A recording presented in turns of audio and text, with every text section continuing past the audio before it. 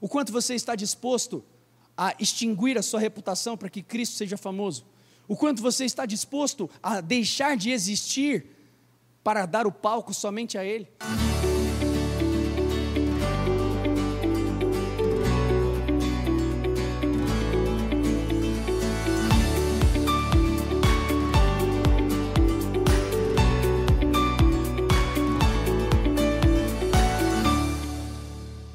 Não sei não, mas estou achando que hoje vai ser um daqueles dias difíceis de fazer culto. Mas amém, vamos lá. Repita comigo: o conhecimento de Cristo.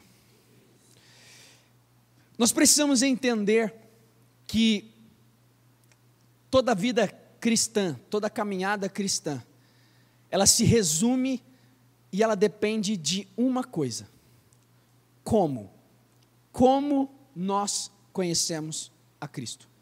Porque não é se eu conheci, mas é a forma com que Ele foi me apresentado.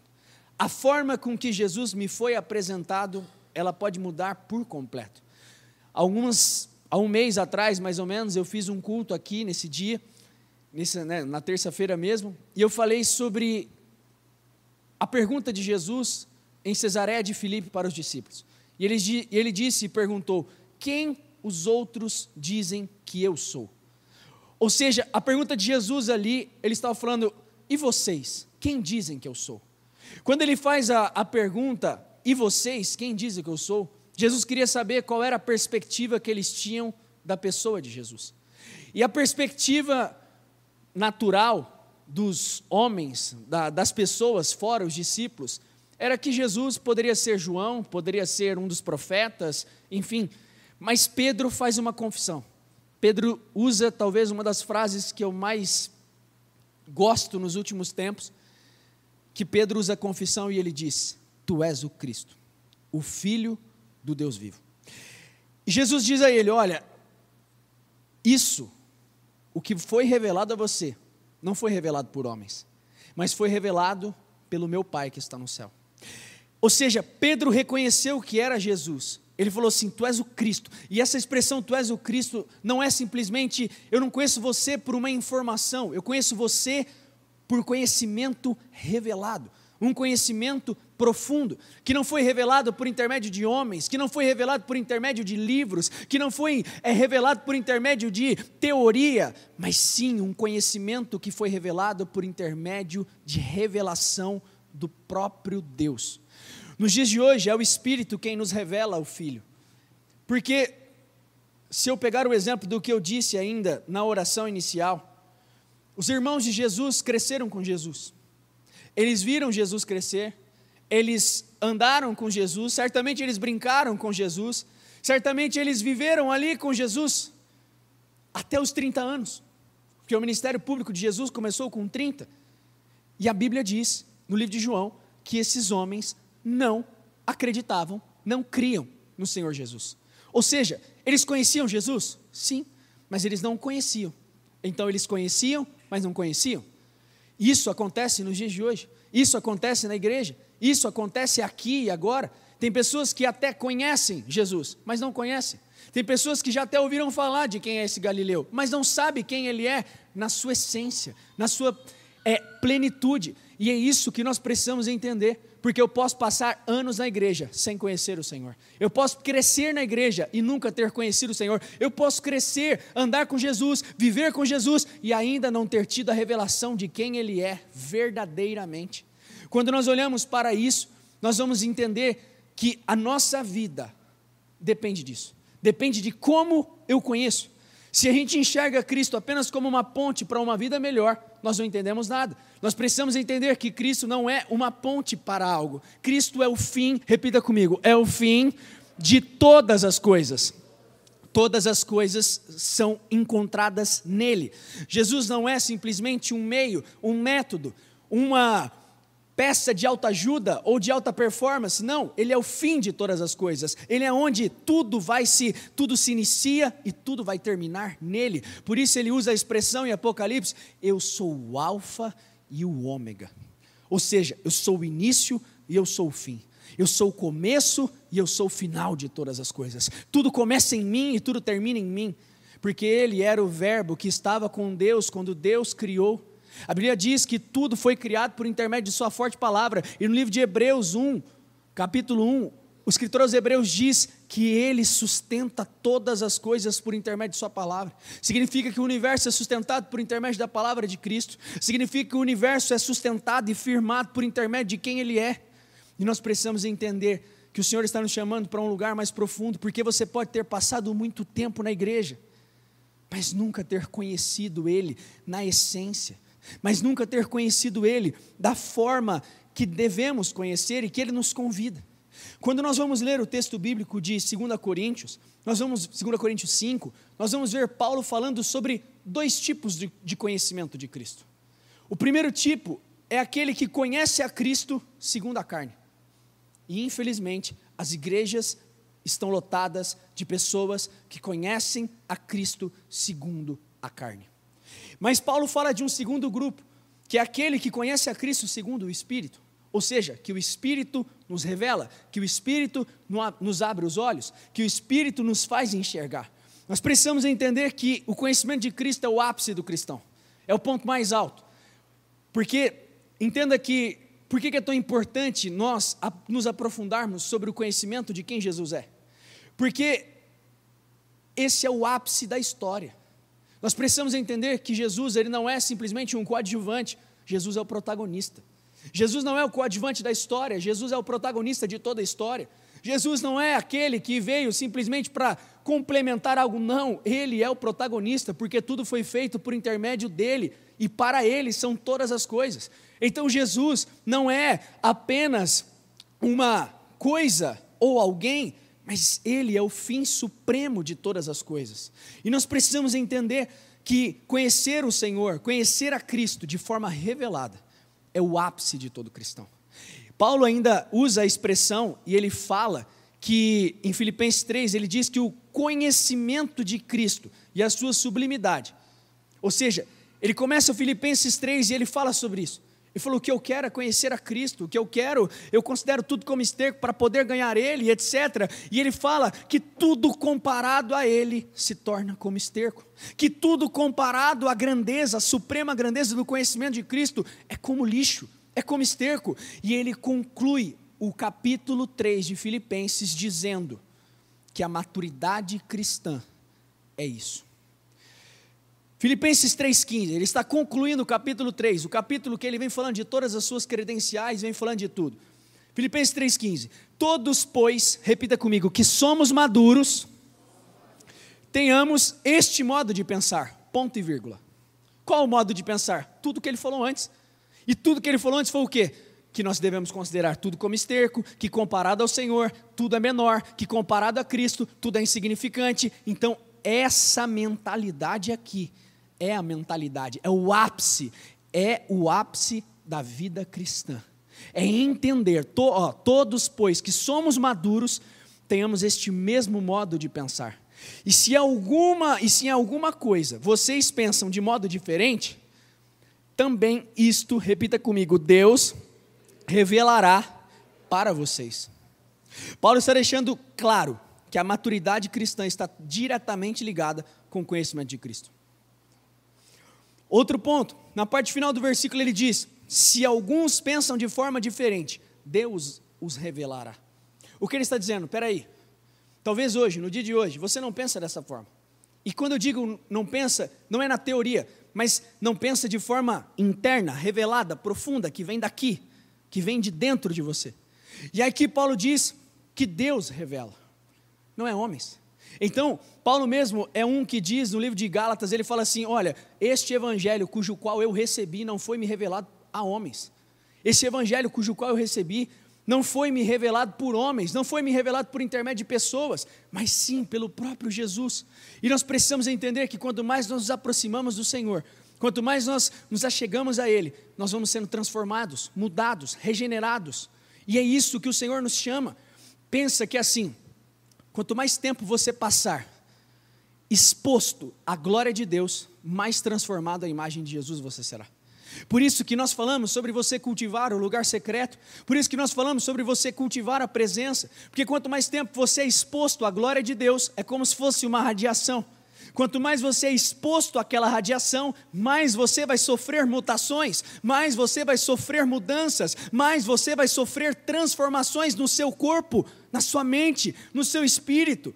Então, o que nós precisamos fazer? Olhar para Ele, falar sobre Ele, pregar e dizer sobre este que é a primazia de todas as coisas, como Paulo diz, pregar sobre este que é aquele cujo qual é o que toda a história converge, que tudo aponta para Ele. Nós precisamos entender que a maturidade cristã, ela está ligada ao conhecimento de Cristo, e você precisa ter isso dentro de você. Só que a pergunta que não quer calar é como? Como conhecemos esse Cristo, não segundo a carne, mas segundo o Espírito? Como nós conhecemos esse Jesus, não segundo os meus padrões de sucesso e o que eu acho que é sucesso nessa terra, mas como eu conheço Ele segundo os padrões do próprio Senhor, segundo o Espírito revelando e dando esse entendimento claro de quem Ele é. Nós precisamos entender, Paulo fala em Efésios 1, ele diz assim: peço ao Deus de nosso Senhor Jesus Cristo, o Pai da glória, que conceda a vocês o espírito de sabedoria, e repita comigo, e de revelação no pleno conhecimento dEle. Paulo está orando e pedindo a Deus, para que o povo seja, para que a glória, para que o Senhor conceda um espírito de sabedoria, para que Jesus seja revelado na vida deles, para que eles enxerguem quem é Jesus, para que eles tenham a revelação, não por uma informação. Sinceramente, se você rodar as suas redes sociais, você vai ouvir muitas informações sobre Jesus, e de verdade, pastor nenhum vai conseguir enfiar em você a revelação de quem Jesus é. Não sou eu, não é o bispo, não é a bispa, não é ninguém conseguirá revelar a você o conhecimento de Jesus. Ou seja, é uma experiência individual e que só você pode ter acesso. Eu posso pregar e ensinar como eu estou fazendo aqui, mas o que você pode e precisa buscar é que é algo individual, é algo que você terá que buscar, é algo que você terá que clamar e pedir: Senhor, abre os meus olhos, eu quero ver, eu quero enxergar, eu quero contemplar, eu quero experimentar o que eu não estou experimentando, o que eu ainda não estou vendo, o que eu ainda não estou enxergando.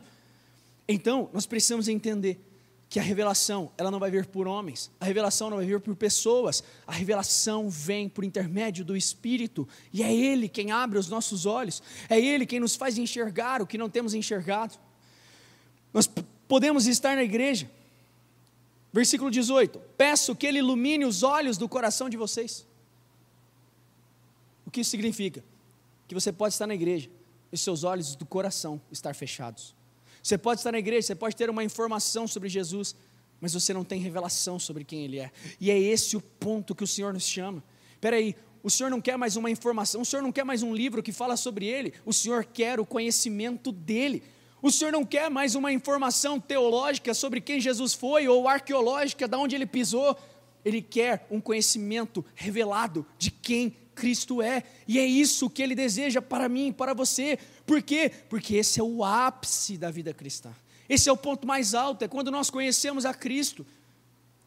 Nós precisamos entender como é o Cristo que você conhece hoje. Lembra que eu falei que a pergunta importante é o como? Como é o Cristo que você conhece hoje? É um Cristo segundo o seu umbigo?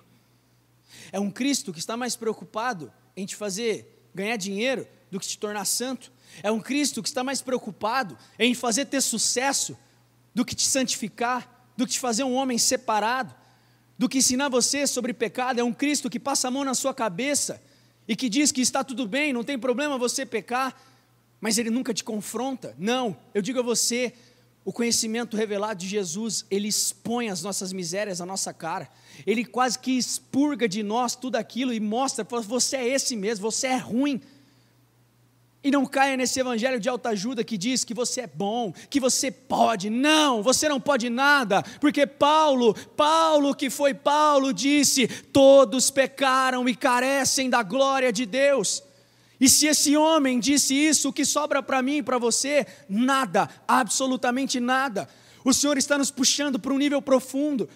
A minha oração tem sido essa: eu oro, eu quero, de todo o meu coração, Eu choro muitas vezes porque eu quero uma igreja que seja apaixonada por Ele, e que Ele seja o fim de todas as coisas, e não que Ele seja um trampolim. Não, Jesus não é um coach de autoajuda, Jesus não é alguém que vai te falar assim, olha, eu vou te promover, não. Jesus é o pão da vida, Jesus é a água que eu bebo e eu nunca mais sinto sede, Ele é aquele cuja minha alma anseia e espera. Nós precisamos olhar para Ele com essa perspectiva, e não reduzi-lo a um lugar baixo. Eu não sei como isso entra em você, mas eu oro, a minha oração foi essa lá em cima. Senhor, eu oro para que os olhos do entendimento sejam abertos, para que eles possam ver, para que eles possam entender a Tua bondade, a Tua beleza, Jesus, porque o Senhor é belo, porque o Senhor é incrível, porque nada se compara a Ti, porque nada se compara à Tua beleza, Senhor. E a minha oração é essa todos os dias da minha vida. Já faz 1 ano que eu tenho pedido por isso, e o meu clamor é esse. Meu clamor hoje, neste dia, é que o Senhor abra os seus olhos. Nós precisamos entender qual é o tipo de Cristo que eu sirvo hoje. Talvez eu sirva um Cristo moldado aos meus próprios desejos. Que Jesus é esse que eu moldo aos meus próprios desejos? Que Jesus é esse em que eu forjo Ele do jeito que bem me apraz o meu coração? Entenda uma coisa, se Jesus é apenas uma ponte para algo, o centro do Evangelho não é Ele, é você. E isso é idolatria, porque o centro do Evangelho é uma coisa, Jesus Cristo, ponto final. E o Senhor nos chama para entender isso. Nós precisamos entender que tipo de Cristo, quem é esse Cristo que eu sirvo hoje? Qual é o conhecimento que eu tenho dele? Porque às vezes eu só o conheci como alguém que vai me dar sucesso. Ei, o Evangelho é mais sobre perda do que sobre ganho. O Evangelho tem muito mais com você perder agora para ganhar depois. Não caia nessa balela de que o Senhor está, porque é você. Não é. É um plano redentor muito maior. Tem a ver com coisas muito maiores do que você e os seus desejos carnais. O Evangelho não é sobre você. Olha para essa pessoa que está do seu lado e fala assim, o Evangelho não é sobre você. Essa é uma verdade que nós precisamos falar a nós mesmos todos os dias, porque facilmente eu posso caminhar numa naturalidade e reduzir o Evangelho, aos meus sonhos, aos meus desejos. O sonho de José, querido, nunca foi sair da casa do pai. E nós tratamos como é o sonho de... Não, nunca foi. Mas era o sonho de Deus para José. Não queira sonhar os seus sonhos, queira sonhar os sonhos do Senhor para você. Não queira sonhar os seus sonhos, porque às vezes nós colocamos os nossos sonhos e até disfarçamos de forma espiritual, dizendo que foi Ele quem colocou em nossos corações, e ainda distorcemos as Escrituras, dizendo o quê? Não, porque aquele que começou é fiel para terminar. Não, nós distorcemos as Escrituras, porque a Bíblia diz que se o Deus coloca tanto em mim o desejo, Ele também coloca o poder para realizar. Não é sobre isso que Paulo está falando. Não é, mas nós reduzimos uma passagem bíblica ao nosso próprio umbigo, falando, não, porque se esse desejo está aqui é porque foi o Senhor. Não, tem muito mais a ver às vezes com Satanás plantando um desejo no seu coração do que o próprio Senhor. Não estou dizendo que o Senhor não coloca, o Senhor coloca, mas você entendeu onde eu quero chegar. Então nós precisamos entender, que tipo de Jesus é esse? Talvez o Jesus que eu sirvo é um bezerro de ouro. E o que é um bezerro de ouro? O bezerro de ouro é aquele que Arão fez segundo o desejo do povo. Talvez você apresente um Jesus para as pessoas segundo o desejo delas. Eu não estou aqui para te apresentar um Jesus que vai passar a mão na tua cabeça. Eu estou aqui para te apresentar um Jesus que vai, muitas vezes, te dar umas belas porradas na tua cara. Eu não estou aqui para te apresentar um Jesus que vai falar assim, você é lindo, meu lindo, meu lindo. Não estou aqui para te apresentar esse. Estou aqui para te apresentar o Jesus da Bíblia. E o Jesus da Bíblia não se parece com autoajuda. O Jesus da Bíblia não é motivacional. O Jesus da Bíblia, ele nos confronta a mudar, ele nos confronta a ser diferente, ele nos confronta o nosso eu, confronta o nosso ego. Esse é o Jesus da Bíblia, não esse Jesus que dizem por aí. Então nós precisamos entender que Arão, no deserto, ele fez um bezerro de acordo com o que o povo queria. Será que talvez nós não temos buscado um bezerro para nós? Assim, o bezerro de ouro em si já é um problema, tá? Já é uma situação bem complicada. Mas fazer um bezerro de ouro e ainda dizer, foi este aí que nos tirou do Egito, é a pior coisa que tem. Trazendo isso para o seu dia. Você servir, você falar, você acreditar em uma baboseira, beleza. Mas você falar que esse é o Jesus da Bíblia e apresentar eles a outra pessoa, aí acho que o buraco é mais embaixo. E de verdade, talvez o Jesus que você conheceu até o dia de hoje é esse. Não, o Senhor não está preocupado em te fazer ter sucesso. O Senhor está preocupado em te fazer santo. O Senhor está preocupado em te santificar. O Senhor está preocupado em mudar o teu caráter. De que adianta você ter sucesso se teu caráter for deformado? Jacó tinha tudo, mas ainda não tinha a bênção de Deus. Jacó era rico, tinha tudo, tinha 2 caravanas. E a Bíblia diz, eu não te solto enquanto não me abençoares. O que mais você quer, homem? Eu quero a bênção do Senhor. Eu quero que o meu nome seja trocado. Eu não quero mais ser esse cara que anda do mesmo jeito. Eu quero ser esse cara que anda de outra forma. Eu quero ser esse cara que eu sou transformado de dentro para fora. Consegue entender até aqui? Está muito denso? Ou faz sentido? Você entende o que eu estou dizendo? Precisa entender. E se você tem dúvida depois, me pergunta, conversa comigo. Mas não saia daqui sem esse entendimento. A caminhada cristã, ela pode ser definida em 3 fases. Eu posso, eu não posso e Deus pode. A fase do eu posso é o evangelho segundo, é o Jesus Cristo segundo a carne. É o conhecimento de Jesus segundo a carne que Paulo falou. Por quê? Está muito mais relacionado ao meu umbigo. Então eu posso isso, eu posso aquilo, eu posso. Porque afinal eu posso todas as coisas. Não, você não pode todas as coisas. Nós precisamos entender que aí tem a segunda fase, do eu não posso. Que é a fase que o Senhor nos quebra. Que é a fase que o Senhor nos arrebenta. Que é a fase que o Senhor nos mói. E tem a terceira fase, que você entende que você não pode nada, que você é um nada, que você é um zero à esquerda, e quem pode é o Senhor, não você. 2 Coríntios 5,14. Pois o amor de Cristo nos domina, porque reconhecemos isto, um morreu por todos, logo todos morreram. Ponto. Vamos ler o texto juntos. Volta lá no início. Pois o amor de Cristo nos domina. O que ele está falando? Paulo está dizendo assim, olha, o amor de Cristo, ele nos constrange, ele nos domina, ele nos toma por completo, quando eu reconheço isto. Isto o quê? E aí ele vem, um morreu por todos, logo todos morreram. Ou seja, o amor de Cristo só transborda dentro de mim, quando eu compreendo, não por informação, mas quando eu compreendo, de forma revelada, o que ele fez por mim na cruz. Neste lugar, quando eu compreendo, quando eu entendo, quando eu chego a essa conclusão, o amor de Cristo me domina. E aí Paulo está falando sobre isso. Ele está falando que não é reconhecer de uma forma carnal, mas de uma forma revelada. E de verdade, esse amor precisa se apoderar de nós. Porque se esse amor não te domina, se esse constrangimento do amor do Senhor não governa você, não domina você, não te tira da zona de conforto, então talvez você não reconheceu de forma revelada quem Ele é e o que Ele fez por você na cruz do Calvário. Versículo 15, Ele morreu por todos, para que os que vivem não vivam mais para si mesmos, mas para aquele que por eles morreu e ressuscitou. O que Paulo está nos ensinando? Que quando isso é nos revelado de uma forma profunda, nós não conseguimos mais viver do mesmo jeito. Quando nós temos a revelação plena de quem o Senhor é, nós já não vivemos mais da mesma forma, porque eu não vivo mais em mim, mas eu não vivo mais para mim, mas eu vivo para algo maior. Para o que você vive hoje? Talvez tudo que você vive hoje é para você mesmo, querido. Talvez tudo gira em torno de você. E nós precisamos entender que o Senhor nos chama para esse conhecimento revelado.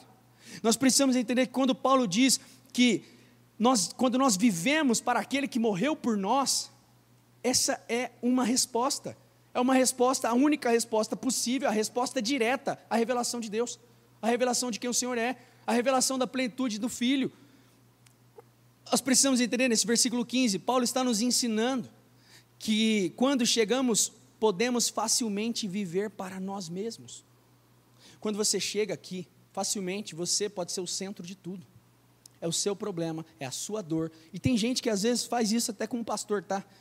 Não, porque você está sendo indiferente para com a minha dor. Não, querido, tem gente que sofre, todo mundo sofre.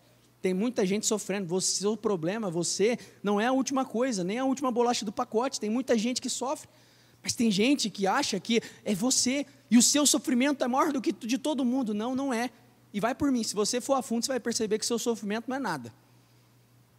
Ou você está apanhando? Você está sendo enterrado vivo? Você está sendo queimado? Você está sendo morto? Você está sendo degolado por causa de Jesus? Não, você não está. Então, o teu sofrimento não é nada. É leve e momentâneo, como Paulo diz. Leve e momentâneo. E quando ele fala isso, ele fala nesse contexto de perseguição, de dor, e não é o teu caso. Então, você não é o centro do universo. As coisas não giram em torno de você e do seu umbigo. Muito pelo contrário, giram em torno do Senhor, giram em torno de quem Ele é, giram em torno da revelação do Filho. Toda a história bíblica se resume a uma coisa, gente: revelar o Filho, ponto final.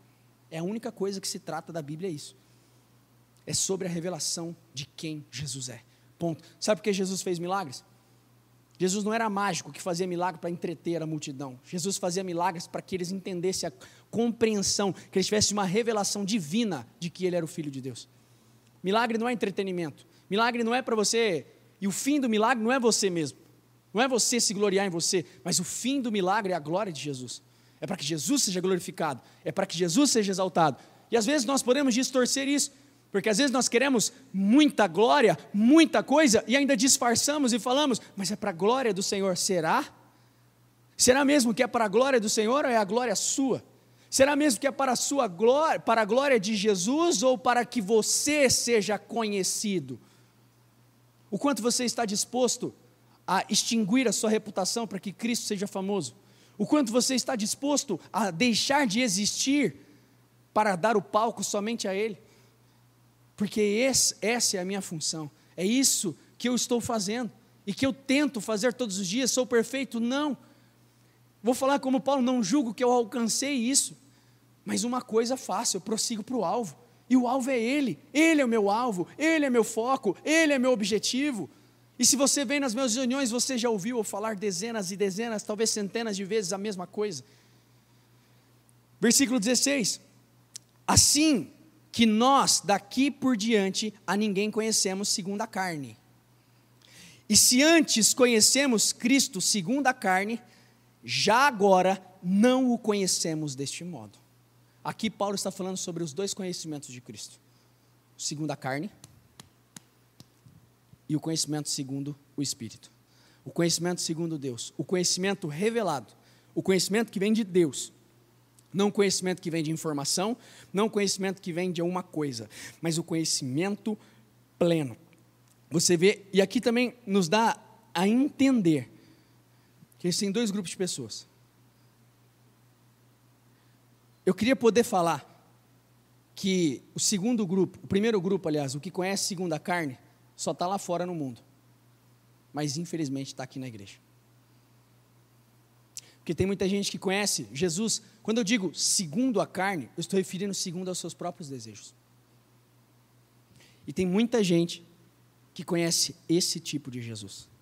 Um Jesus que faz o que melhor me apraz. Um Jesus que faz aquilo que é um conforto para o meu umbigo. Não, o Senhor está nos chamando para um lugar. Eu sei que não é fácil de entender. Eu sei que muitas vezes bate dentro e bate forte, eu sei, mas vai por mim. O sermão pode ser duro, mas nós precisamos usar a expressão de Pedro: para onde iremos? Para onde iremos? Sobre o que nós vamos falar? Sobre o que nós vamos ensinar? Aqui você vê que Paulo está dando a entender um outro detalhe no texto. Volta lá o texto do versículo 16. Se antes conhecemos Cristo segundo a carne, já não agora o conhecemos deste modo. Isso aqui nos leva a entender e ter um outro entendimento. Possivelmente, antes de Atos 9, de Paulo cair por terra e ter a revelação de quem Jesus era, possivelmente ele já tinha ouvido falar de Jesus. Possivelmente ele já conhecia Jesus, tanto que ele perseguia a igreja de Jesus. Então, possivelmente ele já tinha ouvido falar, até mesmo antes, de quem Jesus era, o que ele tinha feito, o que ele tinha operado. Então ele sabia por informação? Sem sombra de dúvida. Mas ele não tinha tido revelação. Paulo, ele conhecia, por exemplo, os aspectos de Deus totalmente. Paulo era o teólogo dos teólogos, meu amigo, maior do que todos. Porém, ele não tinha um conhecimento revelado. Ele tinha informação, mas não tinha revelação. E é esse o ponto que o Senhor nos chama. Não adianta nada você ter informação se você não tem revelação. E depois que você tem revelação, você precisa se aprofundar sim na informação para você não cair em besteira. Para você conhecer as Escrituras e não ouvir qualquer balela e mentira e cair nessa conversa fiada. Aqui, nós precisamos entender que o conhecimento de Cristo segundo a carne, ele é totalmente possível você seguir Jesus, mas não reconhecê-lo. Quer ver um exemplo? Caminho de Emaús. Os discípulos estavam andando com, dois discípulos estavam andando com Jesus, e a Bíblia diz que os olhos deles estavam impedidos de ver, de reconhecer. Está assim um detalhe do texto. É totalmente plausível falar sobre um Jesus sem ser transformado. Quantas vezes você já ouviu falar, pessoas falarem sobre Jesus, mas ter a vida torta? Quem já ouviu? Levanta a mão. Mas eu já ouvi, centenas de pessoas. A pessoa sabe falar. Então é possível você falar, esse é o conhecimento de Jesus segundo a carne, porque é possível eu falar sobre Jesus sem ser transformado, é possível eu falar sobre quem Ele é, sobre o que Ele fez, sobre os seus milagres, mas isso nunca ter me mudado por inteiro. É muito plausível e muito possível. Espera aí, é possível ser religioso, mas não ter nascido de novo. É o que mais tem na igreja, infelizmente. É gente que conhece, é gente que sabe, é gente que já leu, de capa a capa, de cabo a rabo a Bíblia, mas não nasceu de novo, meu amigo. E se não nascer de novo, não entra no reino dos céus, esquece, acabou, não tem outra. Espera aí, vamos pensar assim, Judas não conheceu a Cristo? Mas agora a pergunta que eu te faço, ele conheceu segundo o Espírito ou segundo a carne? Os irmãos de Jesus, como eu disse a você, cresceram com Jesus, viram Jesus crescer. João 7, então os irmãos de Jesus dirigiam-se a ele e disseram, deixe este lugar e vá para a Judéia, para que também os seus discípulos vejam as obras que você faz, porque se alguém quer ser conhecido, você não pode realizar os seus feitos em segredo, já que você faz essas coisas, manifeste-se ao mundo. Acontece que nem mesmo os irmãos de Jesus criam nele. Cresceram com Jesus, andaram com Jesus, comeram com Jesus, sentaram na mesa com Jesus, brincaram com Jesus, mas não criam nele. Tem gente na igreja, cresceu com Jesus, brincou com Jesus, falou sobre Jesus, pregou sobre Jesus, leu sobre o Evangelho de Jesus, mas não crê nele. E não crê por quê? Porque não crê de forma revelada, crê de forma carnal, forma material. Quando eu falo conhecer a Cristo de forma carnal, eu estou me referindo a um conhecimento parcial da coisa. Um conhecimento que tem mais a ver com os meus desejos do que com o desejo dele. Consegue entender até aqui? Faz sentido? Então vamos seguir. Está meio grande hoje, mas está tudo bem. Se a nossa definição de Cristo for distorcida, facilmente nós podemos ceder a um Cristo que atende à necessidade do consumidor. Se a sua definição de cristianismo e de Jesus for distorcida, facilmente você pode ceder e seguir um Jesus que melhor atende o seu coração, porque afinal é o que importa. Não, o coração do homem é enganoso, meu amigo. O coração do homem é enganoso. Aí nós podemos seguir um Cristo mais preocupado em te fazer ter sucesso do que te tornar santo. Podemos seguir um Cristo que trabalha para que seus sonhos sejam realizados. Podemos seguir um Cristo que te acalma, mas não te confronta. Podemos seguir um Cristo que afirma os seus desejos, mas nunca afirma a palavra. Tem gente que fala que Deus está falando com ela e afirmando todos os desejos dela, mas nenhum dos desejos está pautado no que está escrito. Tem base? Não tem. É heresia, é besteira, é falso profeta que está falando isso. Espera aí, que Jesus é esse?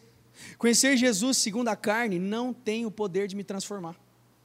Você já deve ter conhecido pessoas assim. O próprio Paulo, gente, conhecia Jesus, sabia quem ele era. mas não foi transformado. Conhecer a Jesus, sem ser de forma revelada, conhecer Ele de uma forma carnal, não te transforma. Carnal, não te muda. Carnal, não te vira do avesso. Você continua o mesmo. Você caminha naquela linha de linearidade. Estou seguindo, está tudo certo. Talvez nós precisamos, de verdade, isso pesa muito a mim. Como uma liderança, isso pesa a mim. Por quê? Porque eu estou aqui na posição de ensinar e eu sei que eu vou ser cobrado com mais rigor. Então, de verdade, isso pesa muito sobre a minha pessoa, porque que tipo de Cristo eu tenho apresentado a você? Porque facilmente eu posso apresentar um Cristo que se amolda ao consumidor. Facilmente eu posso apresentar um Jesus aqui, que tem a ver com você. Facilmente eu posso apresentar um Jesus aqui, que você se agrada, é gostoso de ouvir. Você já deve ter ouvido algum pregador gostoso de ouvir. Sabe? Que afaga o seu ego, que dá aquela massageada gostosa, aquele evangelho dos ursinhos carinhosos, você já deve ter ouvido. E é gostoso, é lindo, é maravilhoso de ouvir. Tem até um pianinho no fundo, super relaxante, uma delícia. Mas será que esse Jesus, ele é um Jesus da Bíblia? Ou é um Jesus que melhor atende o consumidor? É um Jesus que viraliza nas redes? É um Jesus, ou você acha que o Jesus que vira mesas no templo é o Jesus que vai viralizar nas redes? Quando fala de virar mesas, fala de virar comunhão mesmo. Fala de virar muitas mesas que estão distorcendo o que o Evangelho é. E eu acredito nessa palavra profética para o nosso tempo, que o Senhor vai virar mesas. O Senhor vai revirar muitas mesas. Anote isso, o Senhor vai revirar muitas mesas. Mesas que não condiz com quem Ele é, mesas que não condiz quem é a pessoa dele. O Senhor vai virar mesas. Ou você acha que esse Jesus que vira a mesa, que dá chicotada nos outros, que chama de raça de víbora, você acha que esse que vai viralizar nas redes? Não, mas aquele que te chama de lindo, aquele que fala que se você viu, você vai viver, você vai tocar, se Deus deixou você, esse é o que vai viralizar, esse é o que o consumidor gosta. Mas vou falar como Paulo, se eu quisesse agradar a homens, eu não seria servo de Cristo. Se eu quisesse agradar a homens, eu não pregaria esse evangelho, porque eu sei que tem risco de você vir hoje nessa mensagem e nunca mais aparecer aqui num culto meu, e está tudo bem, mas a mensagem está entregue, a mensagem está aí, e está tudo certo, isso não me incomoda. O que nós precisamos entender é que talvez nós precisamos de uma reforma nas nossas definições de cristianismo, por completo. Porque às vezes a minha definição de cristianismo, ela foi corrompida pelo espírito do tempo. Talvez a minha definição de cristianismo, ela foi corrompida pelo tempo em que vivemos, pelo materialismo. Talvez a minha definição de cristianismo, ela foi deturpada pelo que o mundo hoje chama de sucesso. E talvez ela foi distorcida a uma imagem, a um bezerro de ouro. Que Deus tenha misericórdia de mim, porque infelizmente, e falo isso com vergonha e pesar, mas infelizmente, eu já apresentei alguns bezerros de ouro.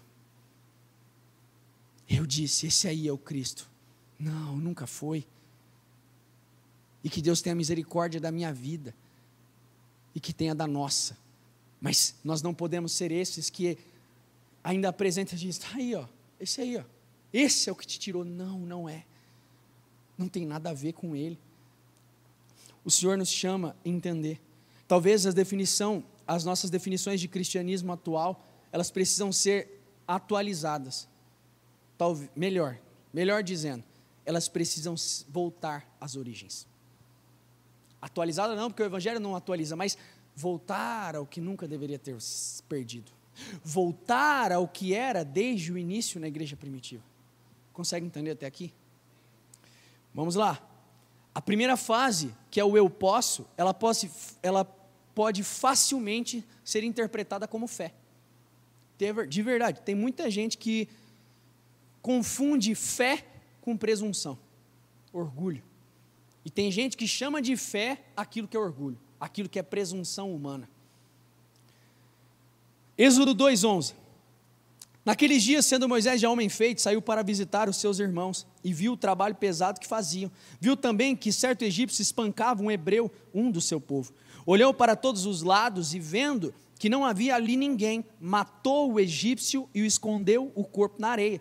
Moisés saiu no dia seguinte, e eis que 2 hebreus estavam brigando. Então perguntou ao culpado: por que você está espancando o seu próximo? O homem respondeu: quem pôs você por príncipe e juiz sobre nós? Está querendo me matar como matou aquele egípcio? Moisés ficou com medo e pensou: com certeza já descobriram o que eu fiz. Aqui é a fase do eu posso. Moisés tinha um chamado? Tinha, mas não tinha revelação. Moisés queimava uma chama dentro dele? Queimava, mas não tinha revelação plena do que ele tinha que fazer. Então ele fez na força do quê? Do braço.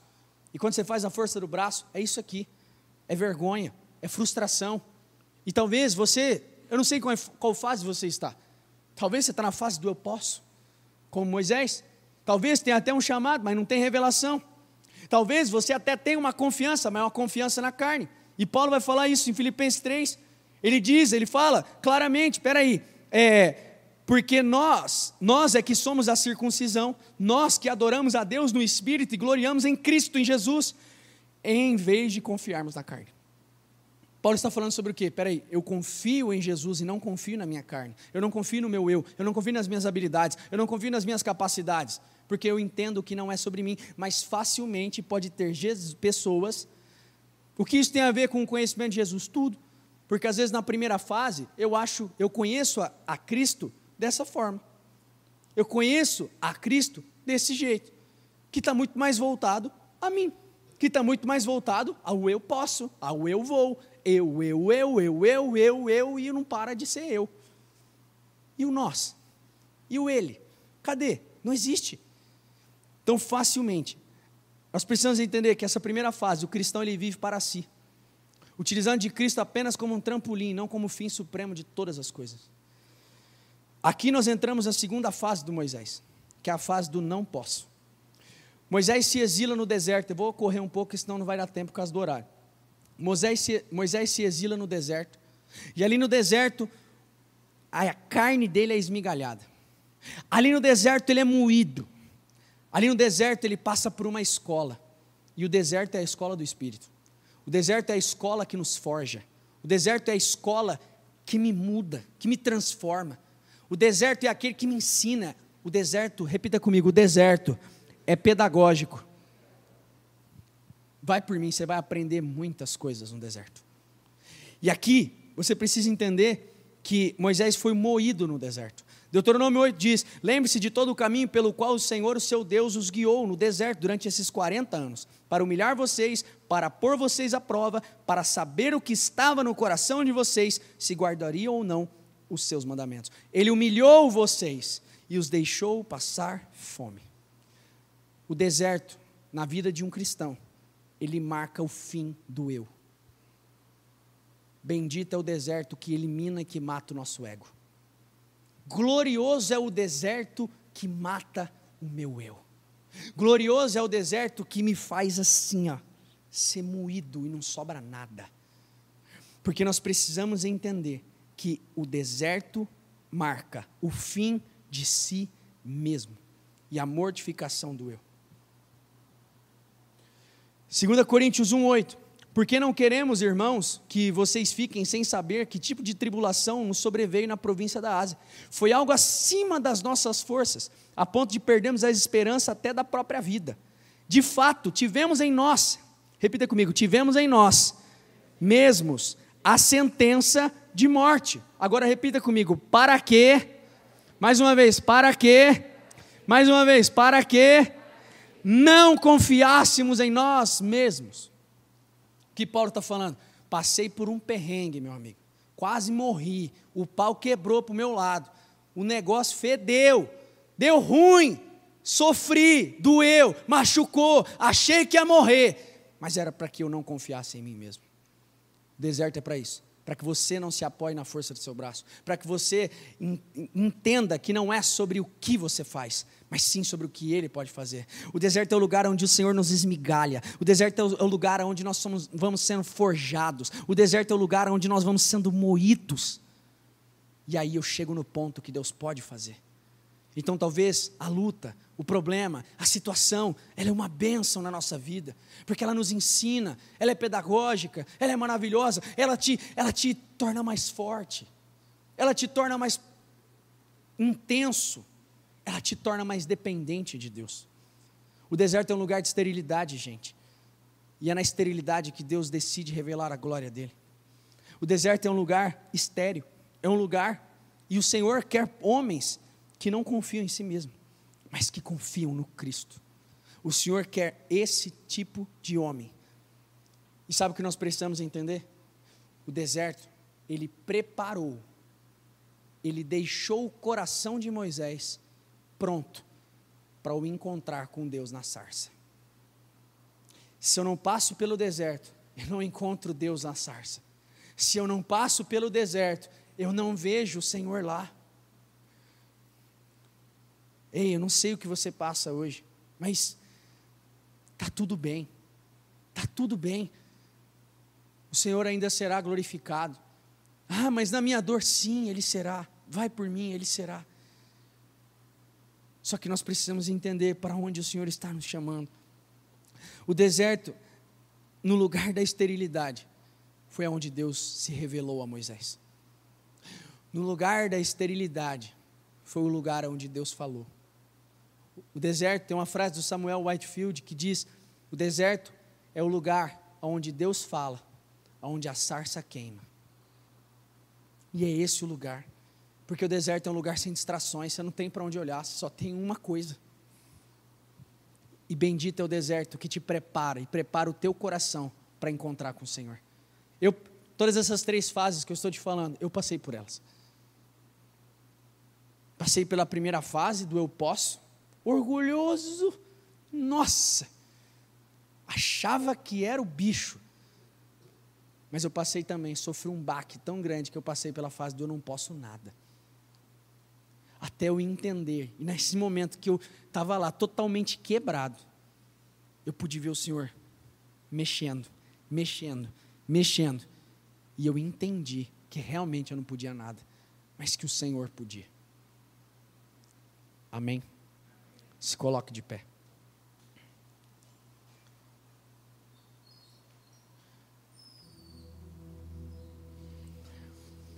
Sabe o que é o mais interessante?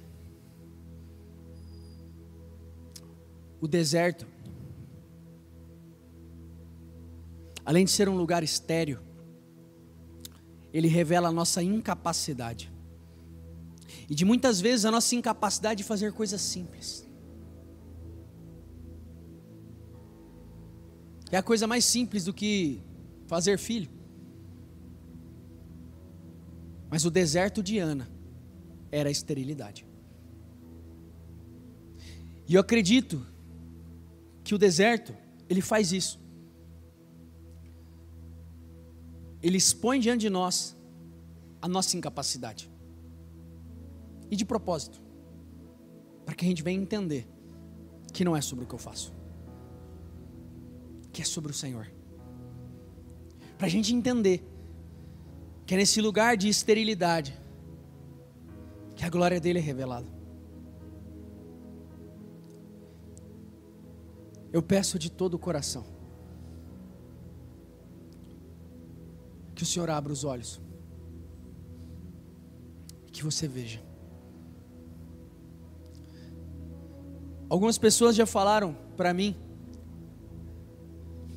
que a forma com que eu falo de Jesus, e eu não falo isso para me gloriar,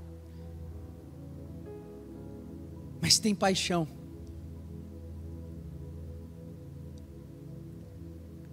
E o meu desejo, todos os dias que eu subo aqui, é falar sobre esse Jesus irresistível.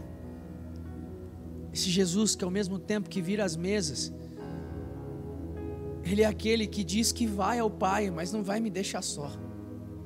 E vai me deixar um consolador, que é o Espírito. A nossa oração tem que ser essa: Espírito, abra os meus olhos para que eu possa ver.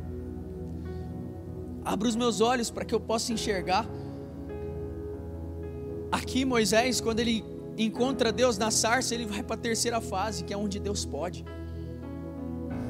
2 Coríntios 5,16: se antes conhecemos a Cristo segundo a carne, já agora não o conhecemos deste modo. Você sabe por que é tão importante passarmos pela segunda fase? A fase do deserto, a fase onde somos moídos? Porque o poder do Senhor se aperfeiçoa na nossa fraqueza. O poder do Senhor se aperfeiçoa na nossa esterilidade.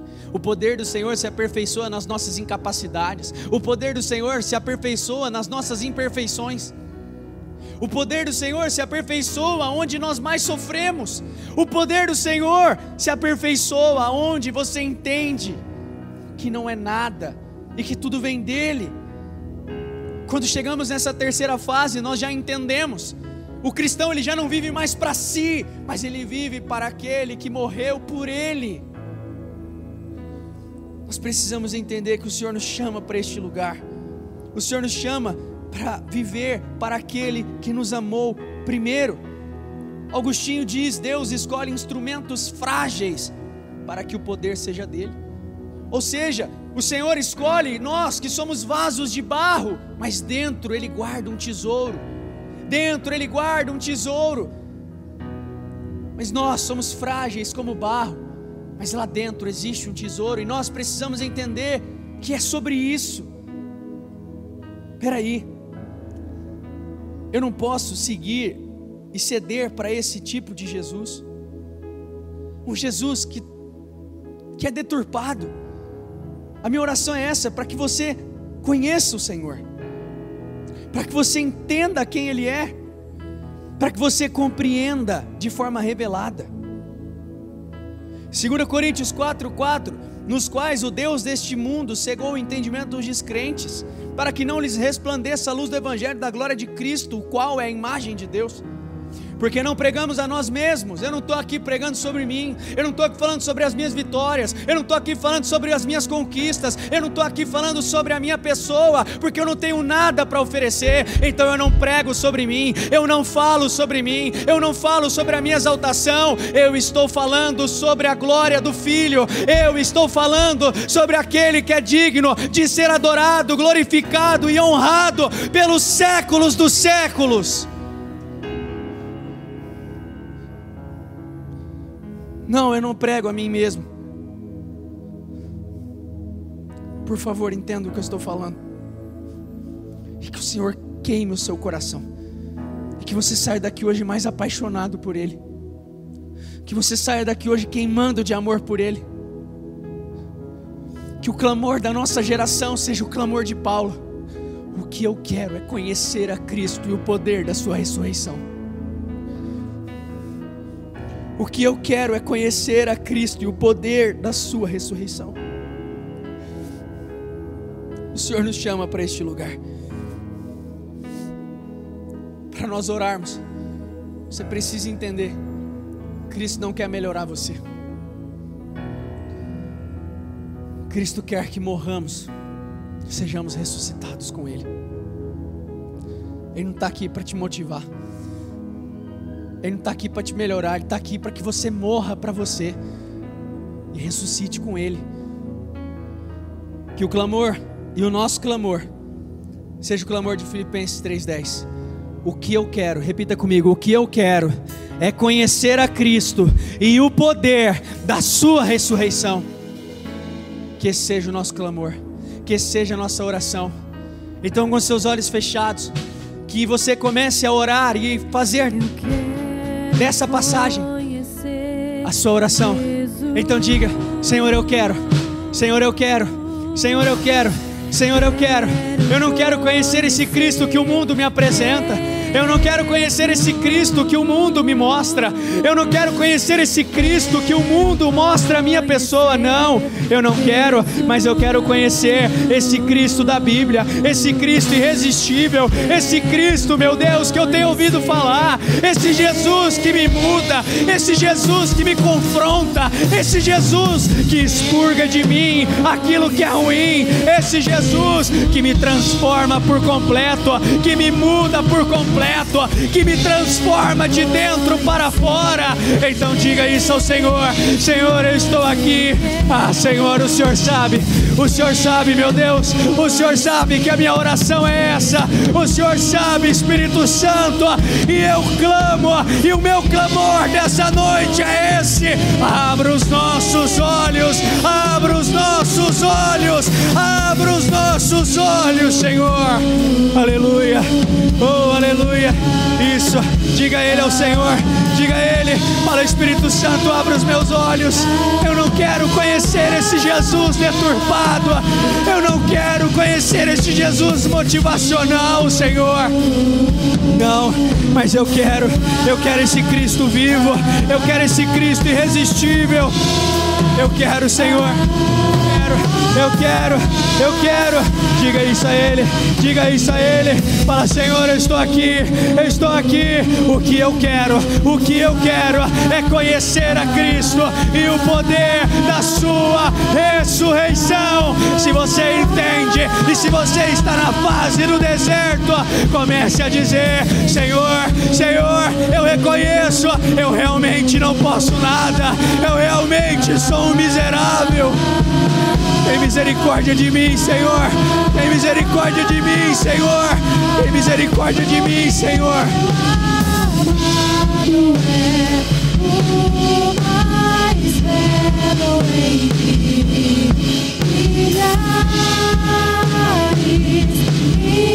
Ah, Senhor, eu oro pela igreja. Arranca os bezerros de ouro do altar, Senhor.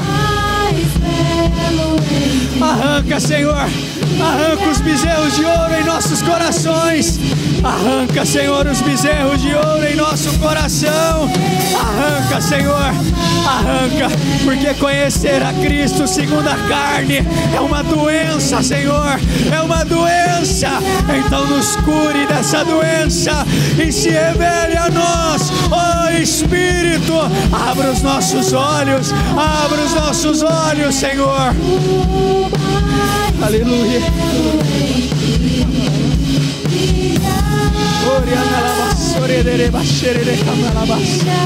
Vai, Senhor, vai, Senhor. Receba a presença do Filho. Receba a presença do Filho. Receba a presença do Filho. Receba a presença do Filho. Receba a presença do Filho. Isso. Não é emocionalismo. Receba a presença do Filho. Não com emoção. Você não precisa sentir. Você só precisa saber que Ele está aqui. Então, Senhor, eu oro. O meu clamor é esse: abre os nossos olhos, ó Espírito.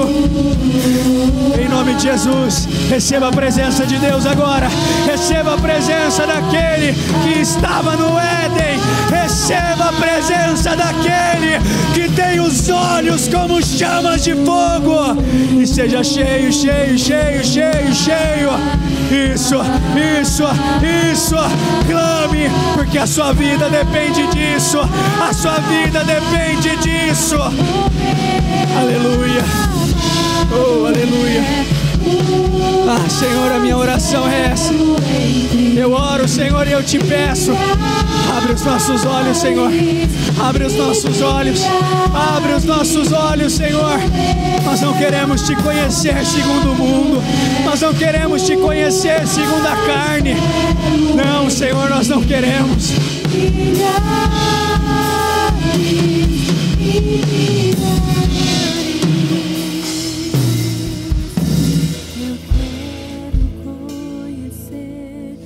Segunda Coríntios 5:17. Paulo conclui aquele texto e diz: e assim, se alguém está em Cristo, é nova criatura, e as coisas antigas já passaram, e eis que se fizeram novas. Muitas vezes eu olhei esse versículo de um ponto de vista muito carnal. O Senhor está fazendo novas todas as coisas. Mas o que Paulo está dizendo é que quando você conhece a Ele de forma revelada, tudo muda.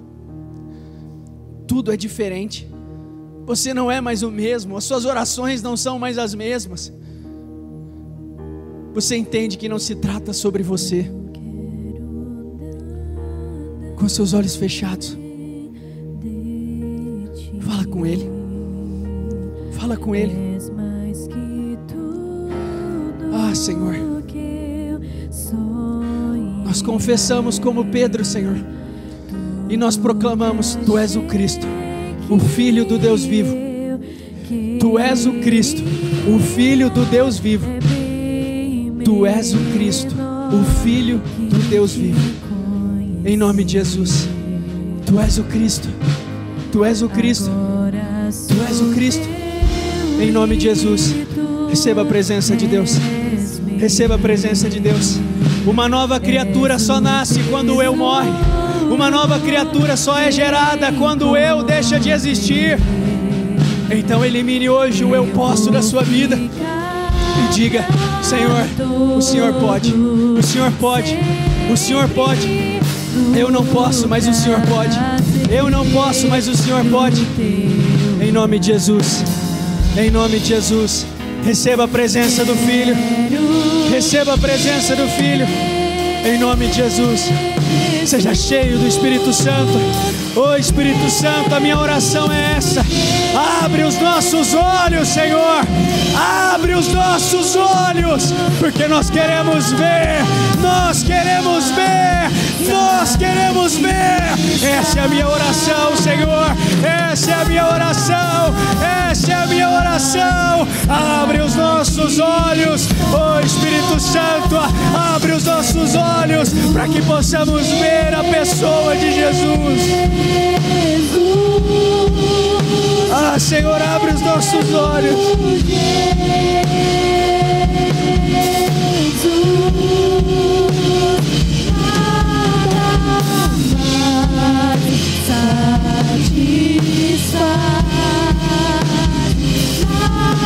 Aquele Cristo que nos muda por completo, aquele Cristo que nos transforma, aquele que nós nunca mais somos os mesmos.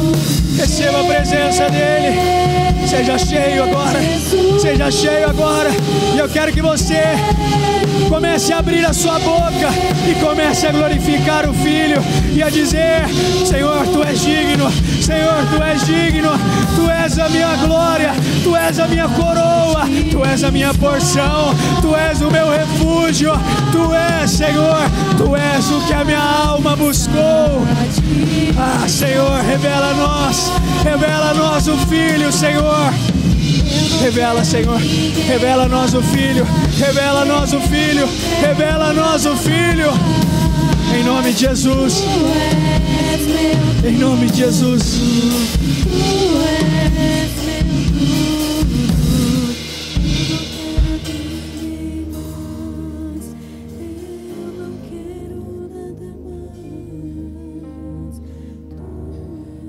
Com seus olhos fechados,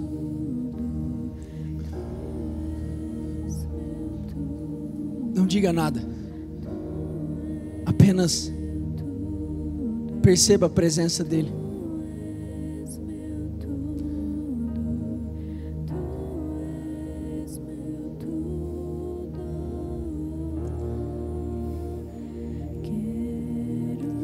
Aleluia, aleluia. Aleluia, Senhor. Nós te amamos. Será que você pode dizer isso a Ele? Senhor, a minha oração é essa. Eu oro por uma igreja, Senhor, com o coração de Maria. Eu oro por uma igreja, Senhor, com o coração de Maria. Um coração que se joga diante dos seus pés. Um coração, meu Deus, que rasga tudo. Um coração extravagante, Senhor. Um coração que está disposto. Um coração, Senhor, com seus olhos fechados,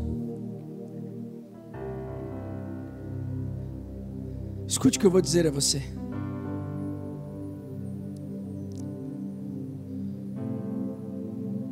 Antes de eu descer para esse culto, eu orei ao Senhor e eu falei: Senhor, abre os olhos da igreja. Abre os olhos da igreja e que eles vejam, porque do Senhor para o Senhor são todas as coisas, Senhor. Todas as coisas. Em nome de Jesus. Em nome de Jesus. Receba a presença do Filho. Receba a presença do Filho. Reconheça que sem Ele você não pode nada. Reconheça que sem Ele você não é ninguém. Reconheça que sem Ele você é um miserável. Reconheça que tudo que você tem de bom está nele. Reconheça. Senhor, essa é a nossa oração. Essa é a nossa oração. Que possamos ser encontrados no Senhor. Que possamos ser encontrados no Senhor. Que possamos ser encontrados no Senhor. Este é o meu clamor. Esta é a minha oração, Senhor.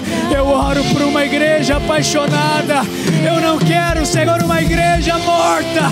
Eu não quero, Senhor, uma igreja que não arde de amor por Ti. Não, Senhor, eu não quero uma igreja interesseira. Eu não quero uma igreja que Te busca apenas pelo Seu favor e não pelo que o Senhor é.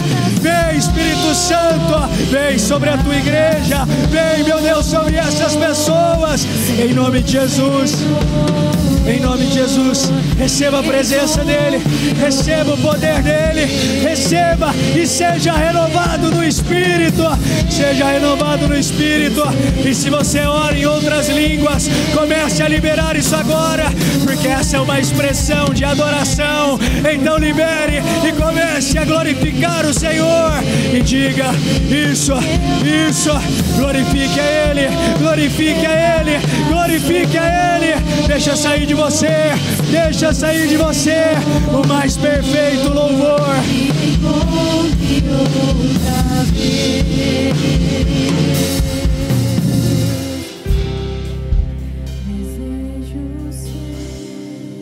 Porque Deus que disse: nas trevas resplandeça a luz, Ele mesmo resplandeceu em nosso coração, para a iluminação da glória de Deus na face de Jesus Cristo.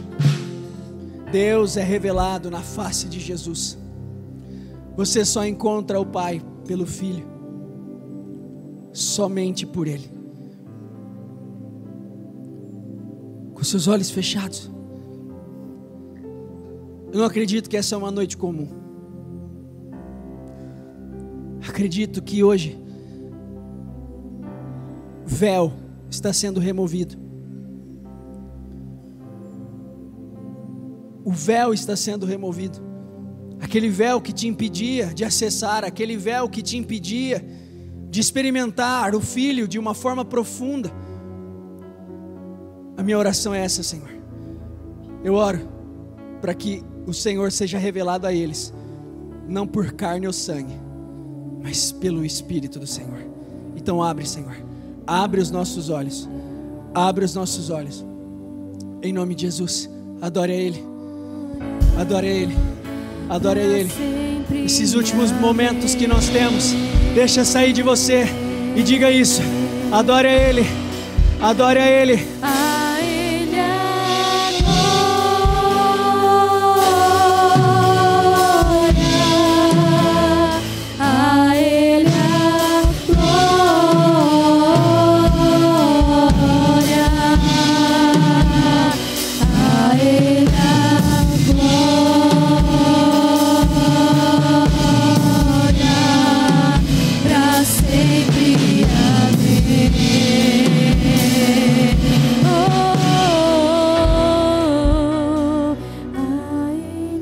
Olha aqui para mim um minuto.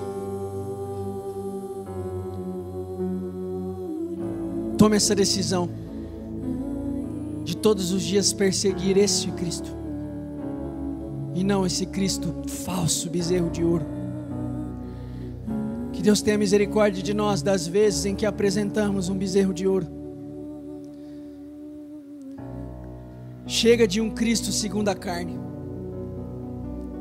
Eu anotei aqui: um Cristo que me serve e não um Cristo que eu o sirvo. Chega de um Cristo que apenas pensa em me promover, mas vamos falar de um Cristo que Ele seja promovido. Chega de um Cristo que não exige arrependimento, afinal Ele conhece seu coração. Chega de um Cristo sem cruz. Chega de um Cristo sem renúncia. Diga não aos falsos cristos. Paulo diz que se alguém aparecesse e pregasse um outro evangelho diferente daquele que ele estava pregando, e um outro Jesus, rejeite. Mas ele diz: vocês aceitam bem. E é o que nós vemos na nossa geração. Um evangelho que não é o evangelho da Bíblia, e um Jesus que não é o Jesus que está escrito. Eu oro, estenda suas mãos para cá. Eu oro mais uma vez, que o conhecimento de Jesus seja revelado dentro do seu coração, e que os olhos do seu coração sejam abertos, e que você enxergue quem é o Filho, que você enxergue quem Ele é, e que você, em uma única resposta possível, se jogue diante dos pés dEle e o adore como Maria fez. Eu oro, Senhor, por essa igreja e por uma igreja de um coração de Maria, um coração que rasga, um coração que quebra um vaso de alabastro, um coração, meu Deus, que se prostra diante do Senhor, porque essa é a única resposta possível diante da Tua majestade. Eu abençoo você, eu abençoo sua vida, sua casa, sua família, e que você saia daqui cheio, e mais do que isso, com um desejo maior por esse Jesus, muito, muito maior, em nome de Jesus. Amém, amém e graças a Deus. Amém? Uma salva de palmas bem forte ao Senhor.